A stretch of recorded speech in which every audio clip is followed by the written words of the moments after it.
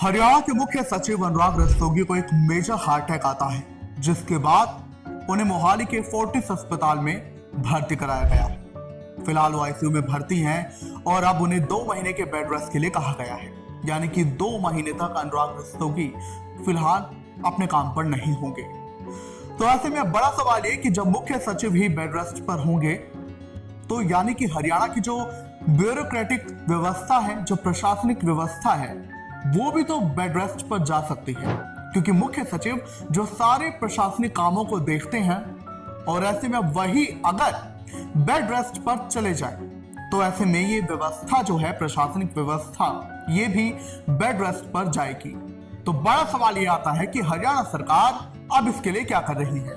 क्या कोई नया मुख्य सचिव फिलहाल के लिए ढूंढना चाहेगा? अगर हाँ, तो वो फिर कौन होगा?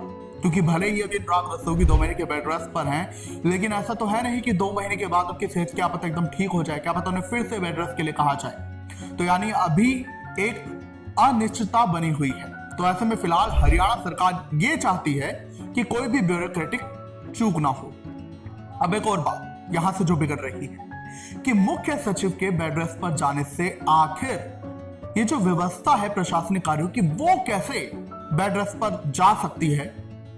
कोई भी अगर गड़बड़ होती है उस पर हम बात करेंगे। चलिए शुरुआत करते हैं कार्यक्रम की। नमस्कार, अब दक्षिण की दहाड़, मैं हूं आपके साथ ओम पांडे।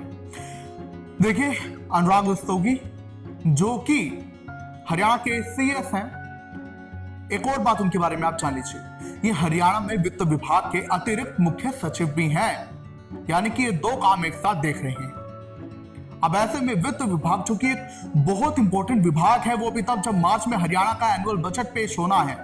ऐसे में वित्त विभाग के अध्यक्ष मुख्य सचिव की तबीयत बिगड़ जाए तो बजट तो गड़बड़ा जाएगा।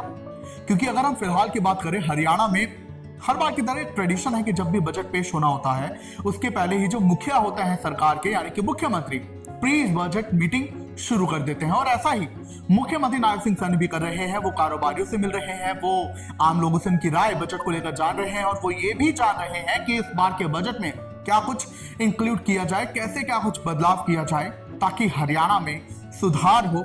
इसको लेकर मीटिंग चल रही है। ऐसे में जानकारी है कि अब चूंकि अनुराग रस्तोगी भी वित्त विभाग के अतिरिक्त मुख्य सचिव हैं, तो वो भी सारा काम देख रहे थे, और अब चूंकि वो बेड रेस्ट पर जा रहे हैं तो ऐसे में ये व्यवस्था बिगड़ सकती है। दूसरा, चूंकि ब्यूरोक्रेटिक चूक ना हो, हरियाणा में एक और आपको जानकारी दे दें कि मार्च में निगम चुनाव प्रस्तावित है। आपको बता दें कि 3 निगम, पंचकुला, अंबाला और सोनीपत, यहां पर चुनाव होने हैं।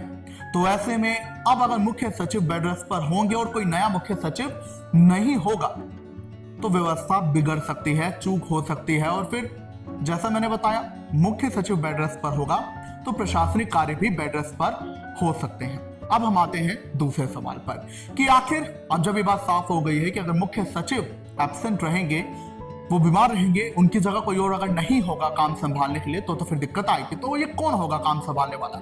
इसको लेकर एक रिपोर्ट बता रही है, सूत्रों के पास से जानकारी है कि हरियाणा में इस वक्त 2 सबसे सीनियर आईएएस अधिकारी हैं, एक सुमिता मिश्रा और दूसरे सुधीर राजपाल। दोनों ही 1990 बैच के हैं, और ऐसे में इस रेस में सबसे आगे सुधीर राजपाल चल रहे हैं। आपकी जानकारी के लिए बता दें कि पहले जब अनुराग रस्तोगी को बनाया जा रहा था सीएस, तो कई आईएएस अधिकारियों को झटका लगा था, जिनमें सुधीर राजपाल, सुमिता मिश्रा और एक और आनंद मोहन, वो सबसे सीनियर थे। लेकिन जब चुनाव होना था, यानी कि जब चयन हो रहा था कि किसे नियुक्त किया जाए हरियाणा का नया मुख्य सचिव, तो ये बात उठ गई थी कि सीनियोरिटी तो है लेकिन वो बाहर कैडर के हैं।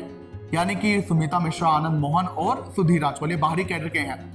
तो ऐसे में अनुराग रस्तोगी को सीनियोरिटी को दरकिनार करते हुए मुख्य सचिव नियुक्त किया गया था। लेकिन अब फिर से वही बात आ गई है, तो ऐसे में सीनियोरिटी का ही ख्याल रखा जाएगा, ये माना जा रहा है। और ऐसे में सुमिता मिश्रा और सुधीर राजपाल सबसे आगे चल रहे हैं, और कहा यह जा रहा है कि अगर सुधीर राजपाल बनेंगे मुख्य सचिव तो उनका कार्यकाल कुछ ही महीनों का होगा, क्योंकि उसके बाद वो इसी साल नवंबर में रिटायर हो रहे हैं। हालांकि सुमिता मिश्रा अगले साल रिटायर होंगी 2027 में।